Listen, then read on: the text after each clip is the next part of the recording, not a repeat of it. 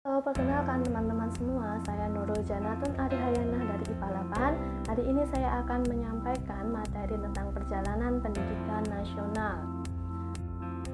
Perjalanan pendidikan nasional di Indonesia dibagi menjadi dua tahap, yaitu sebelum kemerdekaan dan sesudah kemerdekaan. Lalu, apakah praktik pendidikan saat ini membelenggu kemerdekaan peserta didik? Menurut saya, dilihat dari pendidikan sebelum kemerdekaan, pertama, tidak semua rakyat bisa mengenyam pendidikan. Hal ini dikarenakan ada diskriminasi antara kelompok pribumi, bangsawan, dan bangsa Eropa, sehingga hanya bangsa Eropa dan bangsawan saja yang bisa mengenyam pendidikan pada masa itu. Yang kedua adalah pelaksanaan pendidikan berdasarkan kebutuhan pemerintah.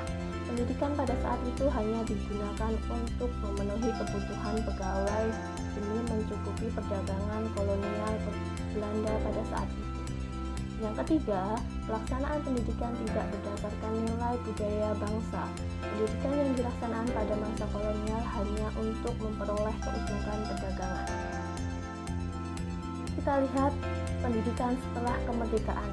Yang pertama, kurikulum yang kaku. Kurikulum tidak fleksibel. Ini dampaknya membatasi kebebasan peserta didik dalam memilih mata pelajaran yang diinginkan. Yang kedua, metode pembelajaran yang berorientasi pada guru. Sebagian besar pendidikan di Indonesia masih menggunakan metode tradisional yang saat ini digunakan, yaitu dengan guru berceramah dan menyampaikan materi secara lisan. Yang ketiga adalah stigma terhadap kesalahan.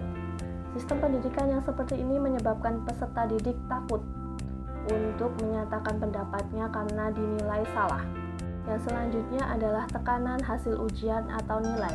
Selain ketakutan untuk berekspresi, peserta didik juga dihadapkan dengan ketakutan nilai ujian yang buruk. Selanjutnya, tidak memperhatikan keanekaragaman atau diferensiasi.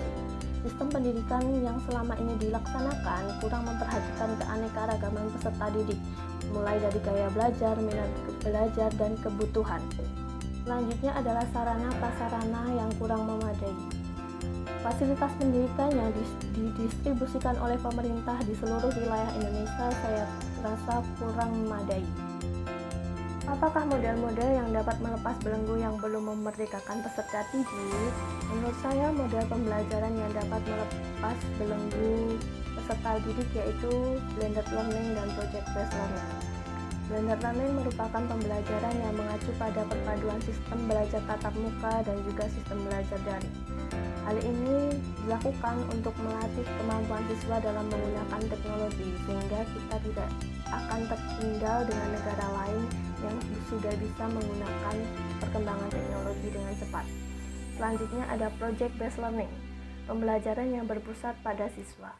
Jika dilihat dari pembelajaran tradisional yang berpusat pada guru, maka project-based learning ini dapat menjadi alternatif untuk meningkatkan kreativitas siswa dalam membuat suatu karya melalui proyek-proyek yang telah ditentukan oleh guru.